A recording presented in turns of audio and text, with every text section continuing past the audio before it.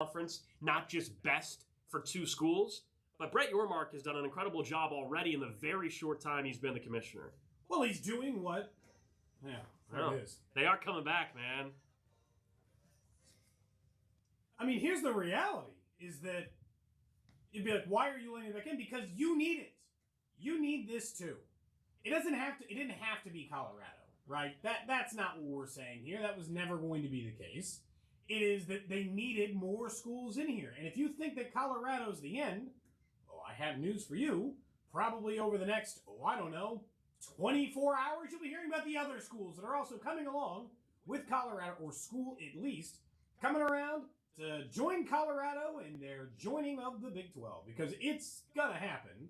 They have decided to expand. They should have decided to expand. That is the correct, logical, smart decision across the board for them.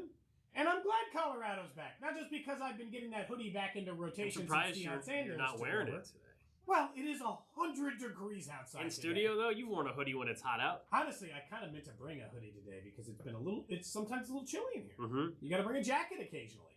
But in the end, this makes all the sense in the world for the conference, and you and I both know that this is the best thing for the conference in the long run, which makes us excited and should make us excited over the possibility that, they're at least making effort. I get it. They're losing their two biggest properties. Just all I told you to ever do is sink the other one. Do this to sink the other guy. Also take Washington or the Arizona schools, bury them. Bury the Pac-12 so that you are third. That's all you're really aiming for here. How do you get to third?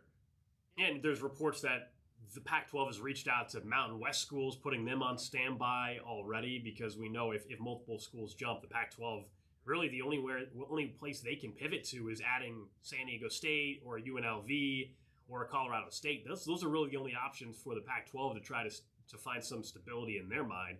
And basically, it feels as though eventually when this is all settled that the Pac-12 might end up becoming basically how we view the Mountain West, and the Mountain West will dip down to how we view the WAC. It seems like that is where this is trending.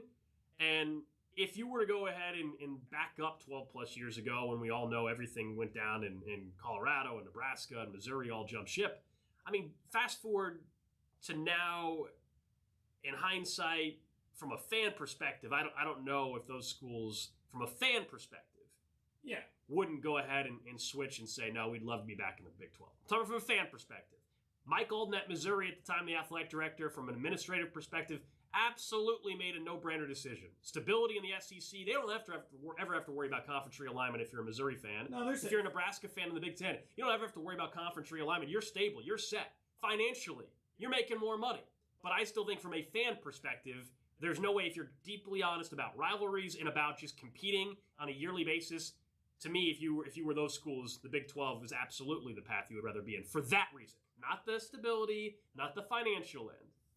No, and I don't think that that's how it has to be viewed across the board either. It's just, it's tough. Because, obviously, Missouri being back is better for every part of this, fan enjoyment part. If Missouri were to come back with Colorado, Nebraska were to come back, all these things would be good for the conference. For the Big 12.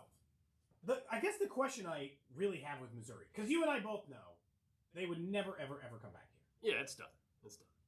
But if they made $15 million less, because that's what they'd make, $1,500 or $15 million less a year, would they be more competitive in college football and at the top of the Big 12 than they are now? Yes. Would they have a better chance to go to a college football playoff?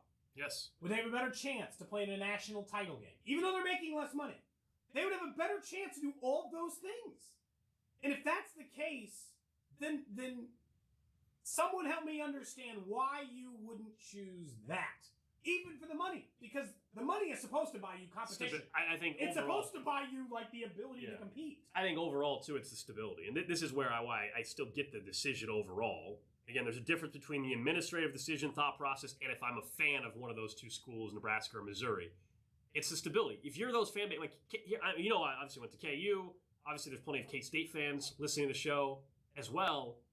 If you're a K-State fan or a KU fan, you are worried about where your program stability-wise in the conference and the pecking order is going to be 5 years from now, because you don't know about the future of conference realignment and how it can impact your future of... Yeah, it stinks to be like, where's my school going to go?